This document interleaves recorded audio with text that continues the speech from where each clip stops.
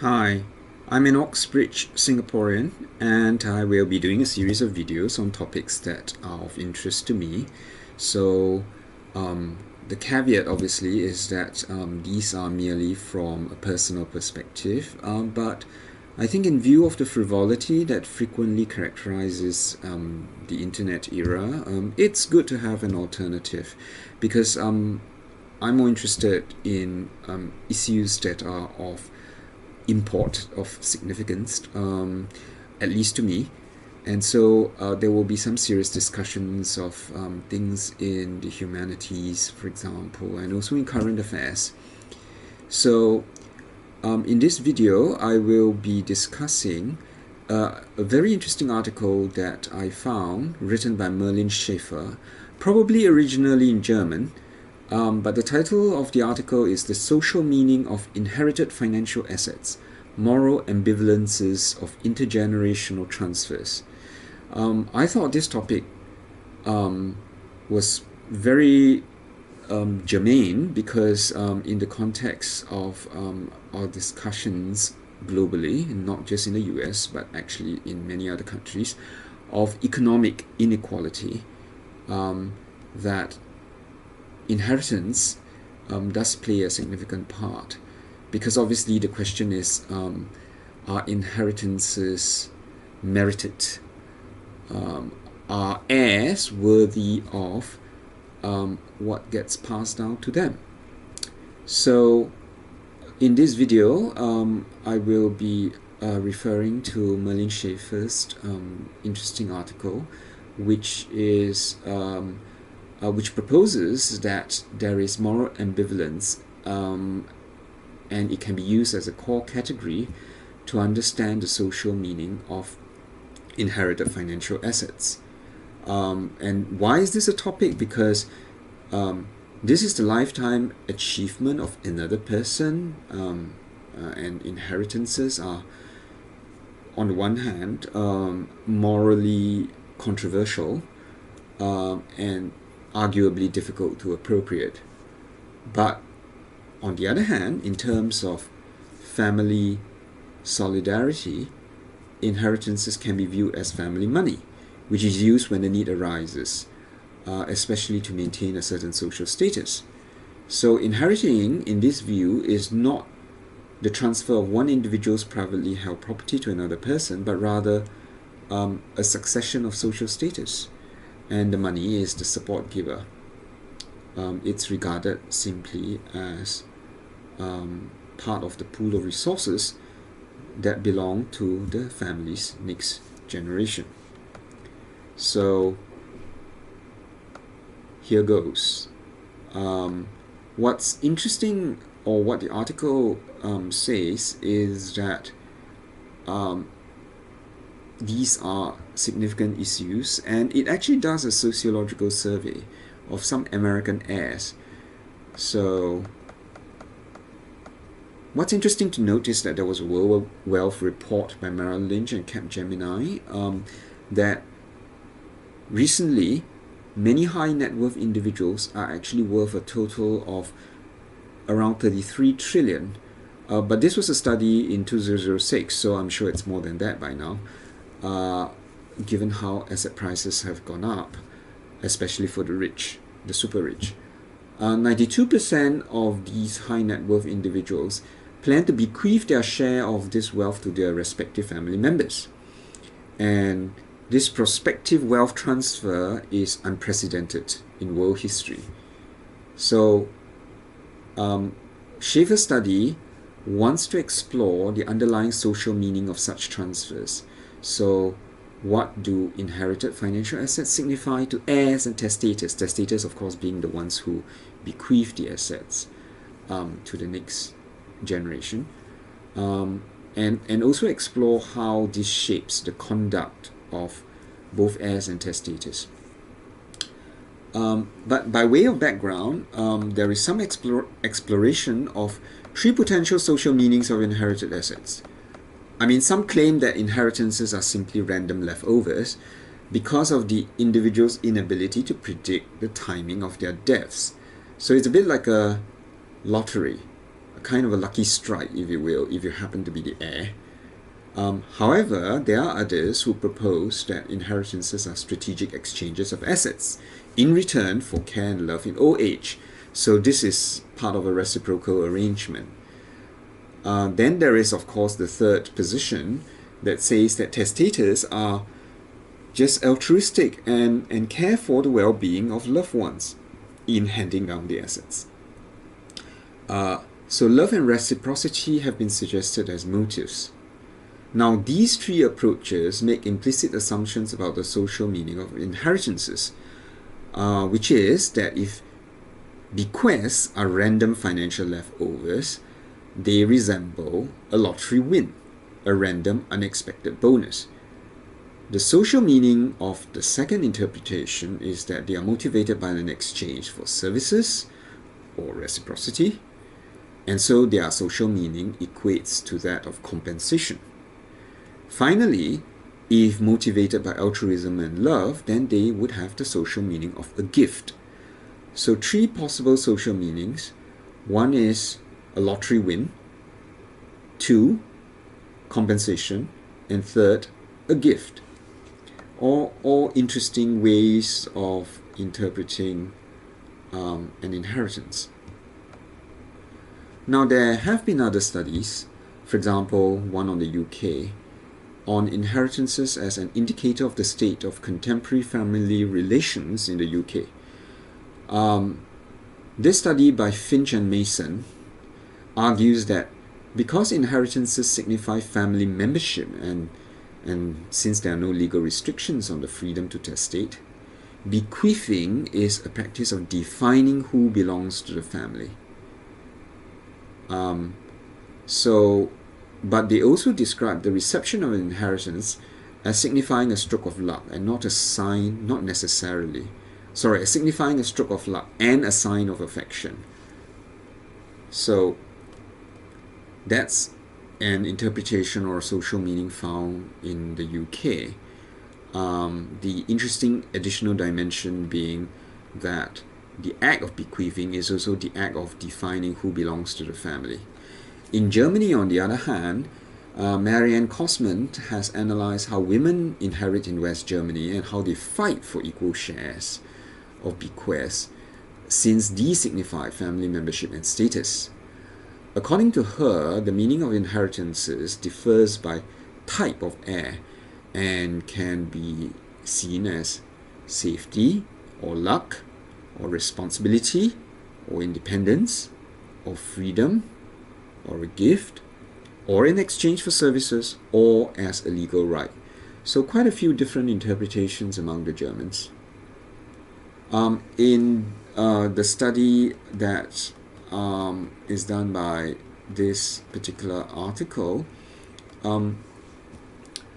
it's under the guiding assumption that inheritances need to be understood in terms of reciprocity theory. The predominant idea is that a gift creates debt. So the author assumes that inherited assets, originally assumes that inherited assets either are used to pay off debt that had arisen from received care and love in old age, or that inherited assets create a debt that cannot be repaid because the giver is dead. So inheritances establish indirect reciprocity between generations, where parents perhaps feel a need to pass to their children what they have been given by earlier generations. However, what's interesting in this study is that the author says he encountered deeply negative accounts of inherited assets, sometimes described as blood money or labeled as fraud and quote-unquote unachieved wealth. So there's this dimension to the heir's response to an inheritance. And then there is the fact, perhaps quite recent, on how inheritances have become morally ambivalent with the rise of industrialization and meritocracy. This is, of course, in relation to a work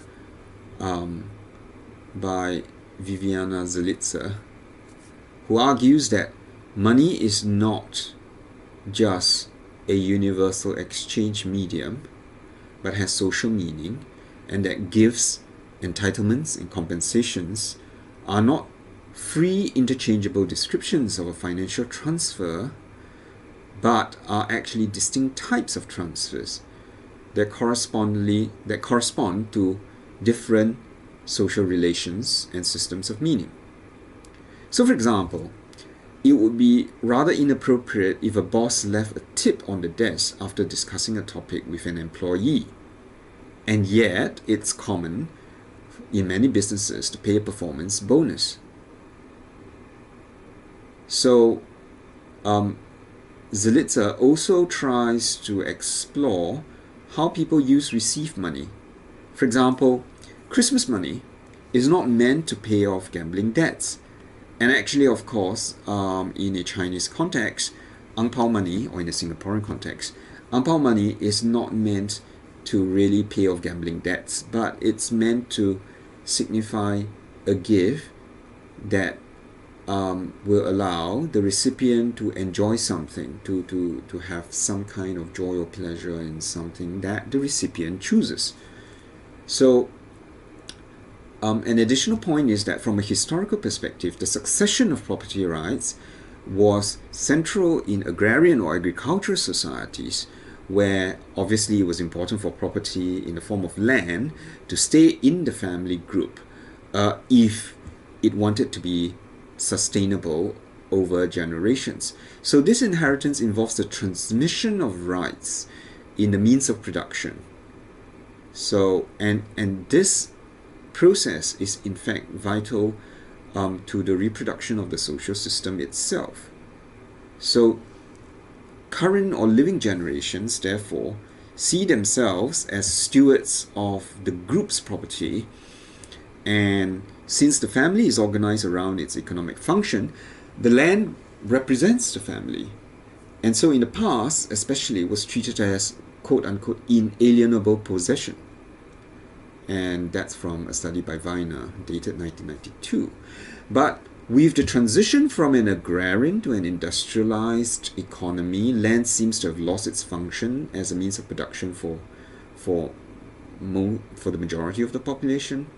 So assets are now not just restricted to land, and so this with industrialization.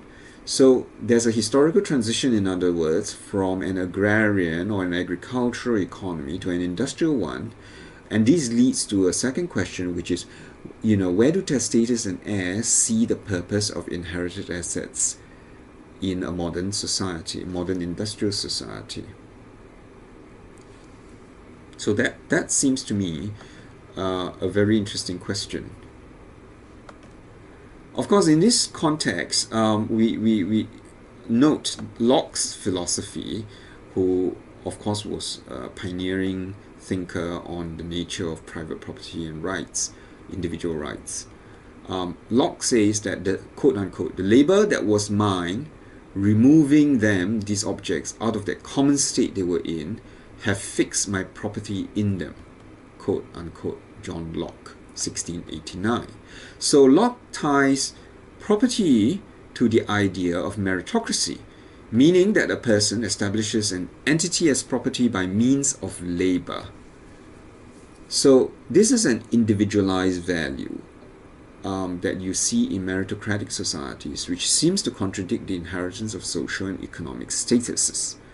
So there have been classic scholars like Durkheim and Weber, sociologists, who expected an abolition or at least a strong constraint on the possibility to bequeath. Because Weber and Durkheim think of an inheritance as obviously something unmerited.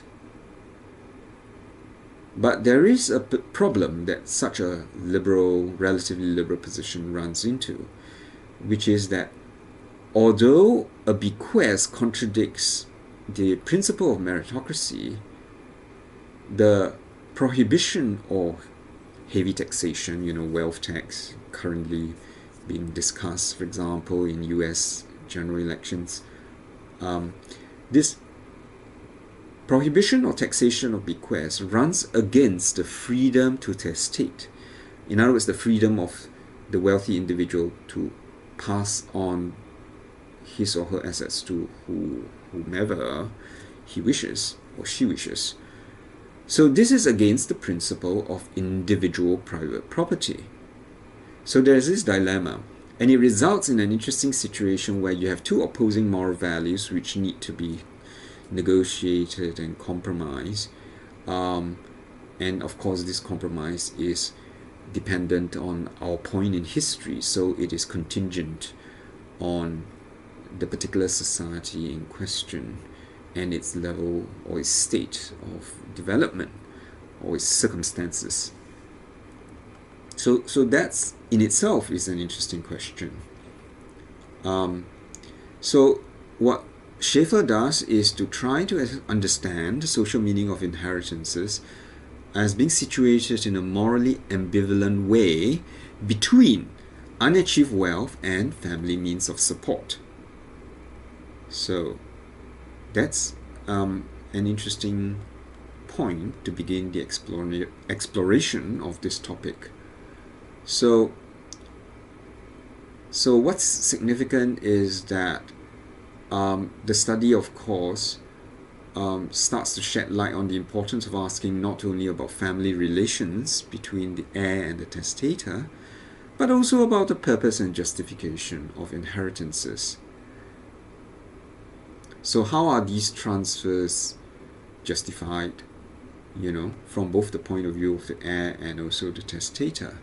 So it's a bit of a delicate topic, quite private, because it involves this personal wealth, the family, the state of family relations, and of course death, which is somewhat delicate as a topic, especially for a study to explore.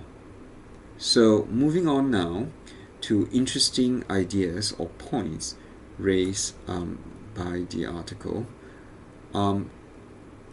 It proceeds by means of interview. So relevant testators and heirs are interviewed or surveyed by the author. And in this context, of course, since they're all American, according to the US legal definition, an inheritance is a transfer post-mortem after death. So this is by law what an inheritance means. But of course, this definition, it doesn't characterize what people see as inheritance in the US, because the views in Shaeffer's interviews actually seem to support the definition of inheritance as a transfer of resources connected to the giver's death, but it may actually include a future death. So it's kind of more intergenerational than that. So that's why, for example, trusts are quite popular in the US, and this doesn't just save on estate taxes, but it also ensures an appropriate long-term use of the assets, linking the assets, of course, being linked to the giver's death. So why is inheriting from the spouse not reported in surveys? Though of course frequently that is the case, and it is connected to death. So according to Shaeffer, it's because in contrast to seeing modern society as individualized, the household of a married couple is still the fundamental consumption unit. So resources are shared.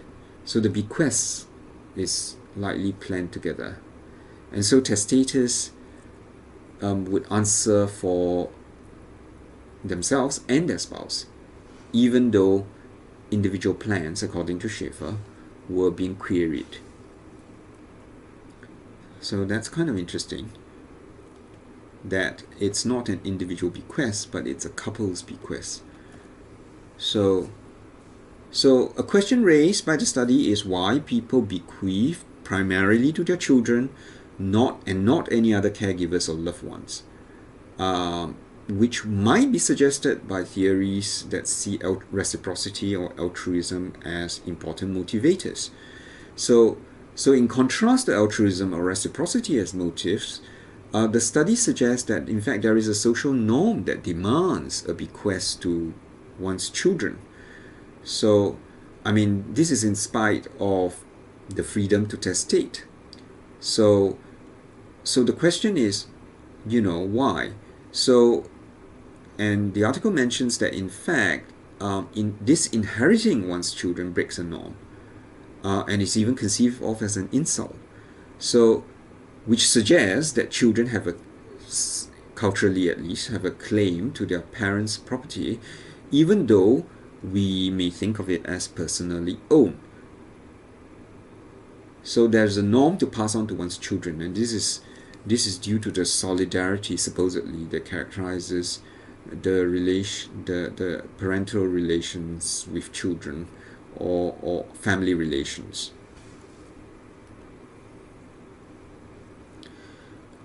There is even, according to Shaeffer, a reluctance to bequeath to nieces and nephews, because at least the American norm is that the testator does not feel responsible outside of the immediate nuclear family.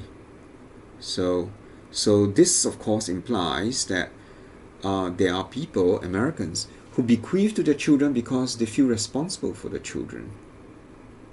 And so this is a unit, a solidarity group, in which members feel responsible for each other, because siblings are deemed to belong to other independent families.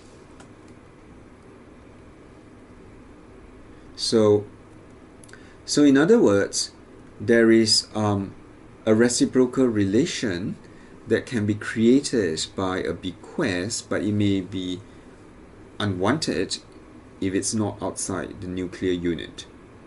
And so this raises the applicability of reciprocity theory to understand inheritances. So they are linked to, in other words, bequests are linked to support, responsibility, and solidarity, and receiving an inheritance signifies family membership.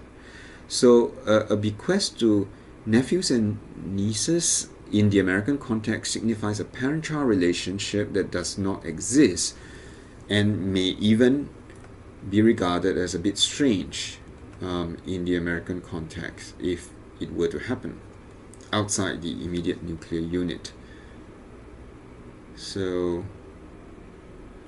however, sometimes aunts and uncles who themselves inherited their estate can pass on their parents' estate to the next generation, in which case nieces and nephews may in fact be interpreted as inheriting their grandparents' estate as offspring of the original household. So childless couples, for example, might develop parent-child kinds of relations with their nephews and nieces, and obviously that's in a way a sort of reinterpretation of family relations. So there is of course also the notion that if you were to bequeath to an in-law, it could be a strategy to integrate non-kin to the family. So it may be an attempt to exploit the meaning of inheritances as a type of transfer that is made between different generations of a family. So this is like kind of a tie, T-I-E, tie sign that can only be understood against the norm, at least in the American context, to bequeath only to one's children. So that's an interesting idea. But I'm not sure that this confinement or restriction to the nuclear family is applicable to, say, a Singaporean context or to an Asian context even. Maybe. So sometimes though, an inheritance might include a person to the family against the will of other family members, because or as a result of, some family members may fear the inheritances will leave the family. So, and why is this a concern? At least in the American context, because the household again is seen as a consumption unit, and the family as a solidarity unit falls apart after remarrying, for example, which results in contentious controversial, difficult situation of who represents quote unquote real family. And so sometimes in this context, bequeathing is an act of boundary drawing with connotations of what's included and what's excluded, who's included and who's excluded. So moving on to a different point, in contrast to usually generally held positive connotations of inheritances as gifts, compensation, or a lucky strike, like a lottery win, some heirs, some recipients actually may hold deeply negative accounts of inherited assets, for example, as blood money or fraud or unachieved wealth. And because some heirs feel, they would enjoy the merits of other people's work, so they may have difficulties, psychologically at least, adjusting to how best to take ownership of these assets that have been passed down. Because why? Because judged against meritocratic standards, inheriting entitles a person to the merit of other people's labor, and so may be designated as immoral. This moral conflict becomes particularly burdensome if heirs actually depend on inherited assets to maintain their family standard of living. So there's this moral judgment against inheritance as unmeritocratic. So, for example, the study explores how there is a single interviewee who inherited at age 21, who described it as blood money, and because both parents died within the same year, and this interviewee felt guilty about it. So the respondent's feelings of guilt about possessing inherited assets don't really come from being entitled to the merits of his parents' work, but from the fact that he benefited financially from their death. So this seems to violate certain moral standards according to which other people's suffering or death should not be the basis of personal enrichment. And this notion, I think, is an interesting one, because if there is suffering or death involved in somebody else's personal enrichment, then there are all kinds of questions about that. Now, of course, this raises the questions of how, on the level of countries, if there are certain countries which may have benefited from war, or that certain families may have actually benefited from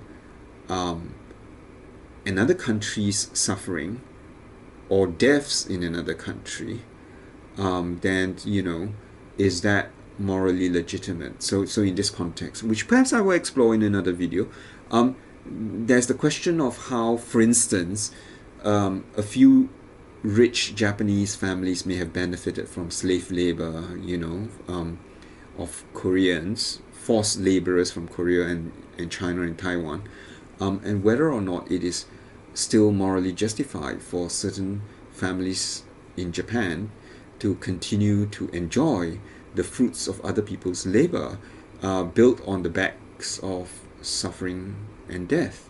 So that's a debatable question. Maybe I'll come to it in a separate video. So coming back to this particular study, there are, of course, testators who want to talk with future heirs about the inheritance precisely because they are aware of the fact that sometimes the appropriation of inherited wealth is difficult. So they may wish to prevent later anxieties by communicating the purpose of this bequest, and thereby, hope to maybe guarantee a more responsible use of the assets. So there are some heirs who seem to be perhaps psychologically unprepared or unable to sort of gain proper ownership of their inheritance. So what some of these people do is they simply ignore the inheritance. Now, it might seem common sense that there is an alternative solution, which is to just give it away in the form of a charitable donation. But for some heirs interviewed for the study, apparently this is not really an option because the assets were explicitly left to them um, by name, specified by name. So not accepting the inheritance would be in a way a denial of the sign of affection uh, along with the family, with the relationship implied by the tie sign of the bequest. So, and maybe for some people, this might mean a devaluation of the loss, for example, of the loss of certain parents. Um, so, and of course, one extreme reaction is to just burn away the inheritance, burning through the inherited assets by spending it, you know. So, but this is a possible reconciliation of two competing demands. And actually, one interviewee did, in fact, burn through his inheritance. Um, so, on the one hand, he spends the assets meant for him. On the other hand, the money is spent on short-term enjoyments that leave no trace and do not contribute to his long-term standard of living. So this so-called blood money is in a way gotten rid of. And according to this interviewer, it was depressing to be economically dependent. So that's why we hear stories about irresponsible and immoral heirs who spend their money on alcohol and drugs. But to take a more sympathetic or empathetic point of view, maybe there are more morally complex issues involved than is generally assumed. So most heirs who are unable to appropriate or give away inherited assets just ignore them. They just put it in a bank account, apparently, in this American study or study of Americans, and they just maybe pass them on to the next generation, which seems to be a more commonsensical sort of compromise. So the heirs don't use the money for their personal gain, but it is deemed morally permissible to use the money to support the children. So that seems quite sensible as a way to resolve the moral conflict. So now what's curious, and it's reported by the study, is that actually there isn't much of a problem if people inherit it at 40 years or older. So it seems that one important factor behind age is that maybe young people wish to achieve independence and social status by their own efforts. So inheritances threaten to undermine this potential for individual achievement. But if the heir is older already and has already done something to establish themselves, then this is not a problem. It is not a moral or psychological issue at all. So young heirs tend, of course, not to have their own children for whom they could spend the money without profiting themselves. So having, if the heir is older and perhaps maybe have their own children, then this puts the heir in the situation to think about inheritances from the perspective of the testator, and maybe to understand better the purpose of inheritances. So this could well be something to do with the age of the heir rather than more than anything else. So interestingly, by the way, some people distinguish inherited money from wealth, which is seen as an earned reward. So wealth is something that you earn yourself, but inheritances may be, in contrast, understood as capital. I mean, of course, effectively, in financial terms, there's no difference between an inheritance and capital or wealth. I mean, they're all financial assets which can be used for a particular purpose later by whoever has access to them. So, but these are interesting distinctions made by people who have to deal with such issues. So another view, of course, is that inherited assets are a safety net for emergencies and situations of need.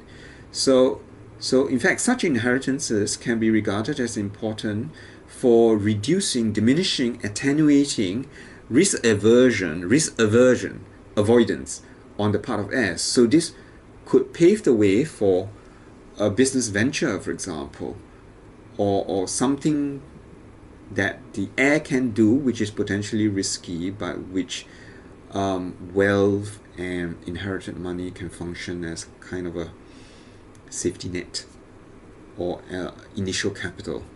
Because we do know that, and this is well known actually, that people who come from lower class families, with less access to socio-economic resources, are more risk averse. They're afraid of losing whatever it is that they have, and so they tend not to invest, for example, in a lengthy academic education. So inheritances are seen as having the purpose of making the heir feel less restrained, and so they can strive for their goals. And in the context of education, of course, that's a good thing. So they are kind of, inheritances are like family glue that helps to reinforce the family connection. And of course, as is typical, give the heir a head start, or whoever, or the beneficiary, a head start in terms of education. And of course, testators express similar views on the purpose of inheritances, because from their point of view, there are expectations on how the assets should be used after their death. So they will frequently take actions to enforce these expectations, such as setting up trusts, emphasizing that, even though they declare the heirs freedom to spend the inheritance however they like, there is a certain ambivalence between between the topics of responsibility and freedom when these topics are actually discussed. So there is a balance, or an attempt to balance, responsibility and freedom when testators have the chance to communicate with their heirs. So I think obviously there is the commonsensical notion of not wasting this hard-earned money. So the productive uses of inherited assets, of course, can ensure the standard of living. And if it's self-achieved, then that's a good thing. And of course, it doesn't necessarily have to diminish the attempt to strive for achievement. It doesn't have to interfere or affect the heir's ambition. For example, there was somebody in the survey who said that the money allowed me to find a profession I love, right? And because that was successfully done, the interviewee said, it's my work that is my income, not the inheritance. So a reasonable compromise obviously can be found. And of course, there is the positive view on the part of the heir regarding inheritance, because it can be a form of family solidarity, and that's a virtue which reflects the purpose of an inheritance as financial security. So the interviewees in the study have emphasized that in a situation of need, or when they need, or when the inheritance can be used to support family members, this is a positive thing. And such positive justifications, of course, differ from the ones mentioned above, since they define situations which interpret inherited assets as family money in contrast to personal property. So family money in contrast to personal property, to be used for helping family members. And what this does, of course, is that instead of regarding it as fraud, it can be the case that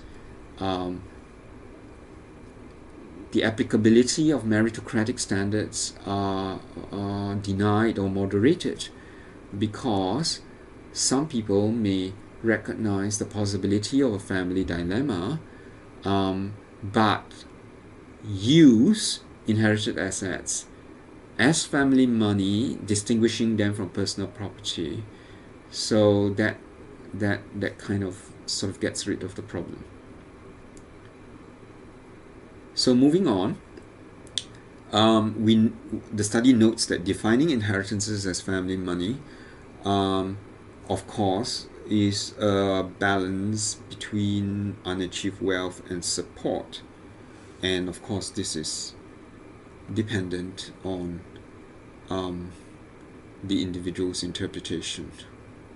And in fact, specific interpretations leave spaces for individuals to find a personal balance between the two moral virtues of meritocracy and family solidarity, if of course family solidarity can be regarded as a moral virtue. I mean, I'm not so sure about the term virtue. We can explore that later if necessary, because virtues tend to be defined individually or as something belonging to the individual if we go with Aristotle. Okay, moving on though. So there's, in other words, existing research done by economists and sociologists which conceptualize the meaning of inheritances as gifts or compensations or random financial leftovers, but such positively connoted ideas cannot actually account for many observations made by the study by Shaeffer. So why would heirs emphasize not to gain personally from inheritances if they were just gifts? Why would testators be concerned with an heir's responsibility if they were seen as earned compensation or lottery wins? And why would young heirs in particular face moral conflicts after inheriting? So there are some interesting issues if you drill down a bit into the details. So an alternative conclusion is that, in fact, the social meaning of inheritances is situated between seeing such assets as unachieved wealth and family means of support. So that's kind of a conclusion that Shaeffer's study comes to. So obviously the moral standard of meritocracy demands appropriation of property by means of labor rather than by succession. So the point to note is that the social meaning of inheritances is not really an either-or dichotomy, but it could be a range, a spectrum of moral ambivalence within which heirs need to find some kind of personal compromise or individual interpretation. And this compromise is not static or culturally pre-given. So instead, every heir's actions are subjectively interpreted. So that's an interesting conclusion given by the study. And of course, in more current contexts, there have been parliamentary debates on inheritance, taxation, and value of meritocracy is stressed not in all countries. Of course, it is emphasized in the US and it's definitely emphasized in Singapore. So there's the potential for an international comparison, which perhaps might show whether in other countries heirs experience a similarly strong moral ambivalence between two competing moral standards, or even more than two competing standards. So that's a thought.